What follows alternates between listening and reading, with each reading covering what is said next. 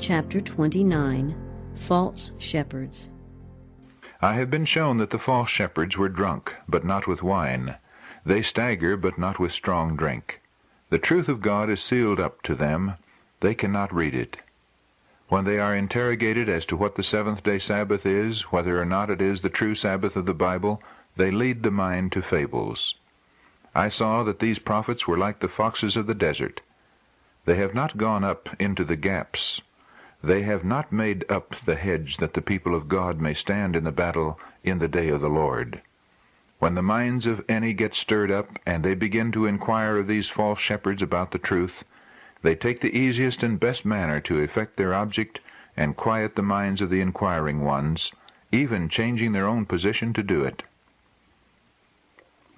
Light has shone on many of these shepherds, but they would not acknowledge it, and have changed their position a number of times to evade the truth, and get away from conclusions that they must come to if they continued in their former position.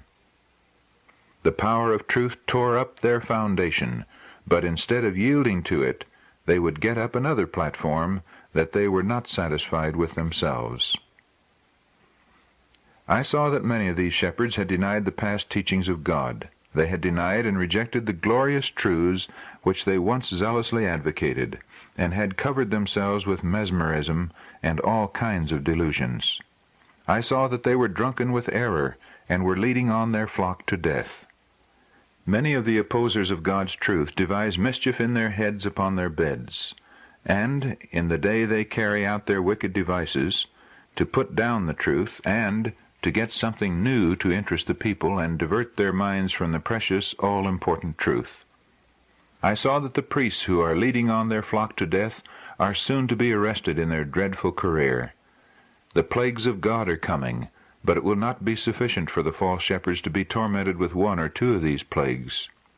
God's hand at that time will be stretched out still in wrath and justice, and will not be brought to himself again until his purposes are fully accomplished, and the hireling priests are led to worship at the feet of the saints, and to acknowledge that God has loved them because they held fast the truth and kept God's commandments, and until all the unrighteous ones are destroyed from the earth. The different parties of professed Advent believers have each a little truth, but God has given all these truths to his children who are being prepared for the day of God. He has also given them truths that none of these parties know, neither will they understand. Things which are sealed up to them, the Lord has opened to those who will see and are ready to understand. If God has any new light to communicate, he will let his chosen and beloved understand it, without their going to have their minds enlightened by hearing those who are in darkness and error. I was shown the necessity of those who believe that we are having the last message of mercy, being separate from those who are daily imbibing new errors. I saw that neither young nor old should attend their meetings, for it is wrong to thus encourage them while they teach error that is a deadly poison to the soul, and teach for doctrines the commandments of men. The influence of such gatherings is not good. If God has delivered us from such darkness and error, we should stand fast in the liberty wherewith he has set us free, and rejoice in the truth. God is displeased with us when we go to listen to error, without being obliged to go, for unless he sends us to these meetings, where error is forced home to the people by the power of the will, he will not keep us.